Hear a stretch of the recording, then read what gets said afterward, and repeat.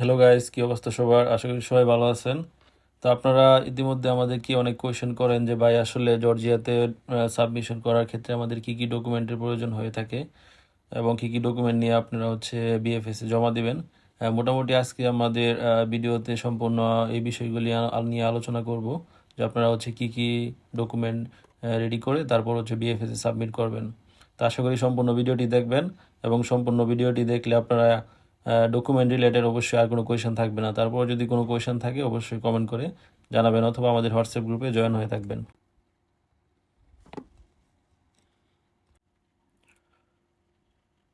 পৃথিবীর যে কোনো কান্ট্রিতে আপনি অ্যাপ্লাই করেন না কেন স্টুডেন্ট ভিসাতে, সেক্ষেত্রে সর্বপ্রথম আপনার যে জিনিসটি লাগবে সেটি হচ্ছে একটি পাসপোর্ট লাগবে, যেটার ভ্যালিডিটি মিনিমাম 6 মাস থাকতে হবে। পাসপোর্ট ছাড়া আপনিও নিজেরাও বুঝবেন, অবশ্য পাসপোর্ট ছাড়া আপনি বাইরে কোথাও কোনো জায়গায় অ্যাপ্লাই করতে পারবেন না। তো সর্বোচ্চ প্রায়োরিটি হচ্ছে পাসপোর্ট। আগে আপনারা পাসপোর্ট রেডি করে তারপর অ্যাপ্লাইয়ের জন্য চিন্তা ভাবনা করে কান্ট্রি সিলেক্ট করে তারপর অ্যাপ্লাইয়ের প্রসেস শুরু করবেন। পাসপোর্টটা মিনিমাম 6 মান্থের ভ্যালিডিটি থাকতে হবে। পাসপোর্টের পর আপনার যে জিনিসটা সর্ব লাগবে ইমার্জেন্সি, সেগুলো আপনার সমস্ত এডুকেশনাল ডকুমেন্ট লাইক সার্টিফিকেট এবং মার্কশিটগুলো আপনার হাতে থাকতে হবে, অরিজিনাল কপি, যেগুলো দিয়ে আপনি সর্বপ্রথম ভার্সিটিতে অ্যাপ্লাই করবেন। তো এগুলো অ্যাপ্লাই করার সময় আপনারা অনলাইনে পোস্টাইল এখন লাগে। আগে যেরকম আমরা অ্যাটেস্টেশন করতাম বিভিন্ন ministry, education ministry, foreign ministry থেকে, তো এখন অ্যাটেস্টেশন করা লাগে না। এখন আপনারা অনলাইনে অ্যাপোস্টাইলের জন্য আবেদন করবেন। প্রতি পেজে 200 টাকা করে অনলাইন চার্জ নেয় আর কি গভর্নমেন্ট। এটা দিয়ে আপনারা অ্যাপোস্টাইলের জন্য আবেদন করবেন। এটা 5-7 দিনের মধ্যেই আপনারা অ্যাপোস্টাইলের অনলাইন কপিটা পেয়ে যাবেন, যেটা আপনার পরবর্তীতে এম্বাসিতে জমা দিতে হবে। আপনারা আপনাদের সার্টিফিকেট এবং মার্কশিটগুলো অ্যাপোস্টাইলে দিয়ে দেওয়ার পর আপনারা ভার্সিটি থেকে যে ডকুমেন্টগুলো পাবেন ওইগুলো আপনারা একসাথে করবেন। তার মধ্যে অফার লেটার, যেটা অ্যাডমিশন লেটার আছে, অফার লেটার আছে, রেক্টর অর্ডার আছে, ইকিউ ট্রান্সলেশন এবং মিনিস্ট্রি অ্যাপ্রুভাল। এই 4-5টা ডকুমেন্ট যেটা ভার্সিটি থেকে আপনাকে দিবে, এগুলো আপনারা সবগুলো একসাথে করবেন।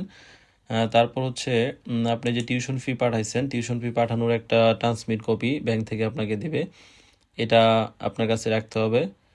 তারপর আপনার ব্যাংক স্টেটমেন্ট রেডি করতে হবে। ব্যাংক স্টেটমেন্ট যেটা 12 থেকে 15 লাখ টাকা আপনি দেখাবেন, ওইটা আপনাকে রেডি করতে হবে। 3 মাসের, মিনিমাম 3 মাসের ম্যাচুরিটি এবং ট্রানজ্যাকশন থাকতে হবে। ওই টাকাটা সহ আপনারা যখন ব্যাংক স্টেটমেন্টটা তুলবেন, তার সাথে আপনারা একটা সলভেন্সি সার্টিফিকেটও তুলতে হবে ব্যাংক থেকে। এগুলো আপনাকে রেডি করতে হবে। তারপর টিউশন ফি পাঠানোর পরে আপনাকে যে কাজটা করতে হবে, ভার্সিটি আপনাকে টিউশন ফি রিসিটের একটা ডকুমেন্ট দেবে যে টিউশন ফি আমি পেয়েছি, এরকম এই ডকুমেন্টটা আপনার কালেক্ট করতে হবে। তারপর এম্বাসি ফি দিতে হবে $20, যেটা আপনারা ব্যাংকের মাধ্যমে করবেন, এবং ব্যাংক ওইটার জন্য একটা ট্রান্সমিট কপি, একটা ডকুমেন্ট দিবে আর কি, ওইটাও একসাথে করতে হবে। তারপর আপনি যে জিনিসটা রেডি করবেন সেটা স্পন্সর এফিডেভিট। আপনার এডুকেশনালের জন্য স্পন্সর হবে, এটা একটা স্ট্যাম্পের মধ্যে স্পন্সর এফিডেভিট করতে হবে, ওইটা আপনাকে রেডি করতে হবে। এবং স্পন্সরের ইনকাম সোর্স সহ যদি ট্রেড লাইসেন্স থাকে, বিজনেস থাকে বা জব থাকে, ওইগুলো ডকুমেন্ট আপনাকে রেডি করতে হবে। সাথে টিন সার্টিফিকেট ট্রান্সলেশন করে নিতে হবে। অবশ্যই টিন সার্টিফিকেটটা ইংলিশে থাকে, এটাকে ট্রান্সলেট করার কোনো, নোটারি করার কোনো প্রয়োজন নাই। তবে স্পন্সর এফিডেভিট, ট্রেড লাইসেন্স, ওইগুলো আপনারা যদি বাংলায় থাকে বা জব সার্টিফিকেট বাংলায় থাকে, ওইগুলো আপনারা নোটারি ট্রান্সলেট করে নিতে হবে। তারপর যে জিনিসটা লাগবে সেটা ইন্স্যুরেন্স। যেটা জর্জিয়াতে অ্যাকসেপ্ট করে, ওই টাইপের একটা ইন্স্যুরেন্স আপনাকে নিতে হবে। তারপর নিতে হবে অ্যাকোমোডেশন, জর্জিয়াতে অ্যাকসেপ্ট করে এরকম টাইপের একটা অ্যাকোমোডেশন আপনাকে নিতে হবে। তারপর বিএফএস এ নিয়ে যাবেন এই সবগুলো। নিয়ে যাওয়ার পর বিএফএস এ একটা বিএফএস চার্জ আছে, বিএফএস ফি যেটা বলা হয়, এটা আপনাকে পেমেন্ট করতে হবে। ওই রিসিপ্টটাও আপনাকে ওই যে কাউন্টারে যাবেন তাকে দিতে হবে। এবং আপনার এনআইডিগুলো ট্রান্সলেশন করতে হবে, আপনার এনআইডি এবং আপনার স্পন্সরের এনআইডি, এগুলো নোটারি ট্রান্সলেট করে নিতে হবে ইংলিশে। আর আরেকটা বিষয়, যদি কারো নামের কোনো সমস্যা থাকে, তো সেই ক্ষেত্রে আপনারা এফিডেভিট করে নিতে পারবেন।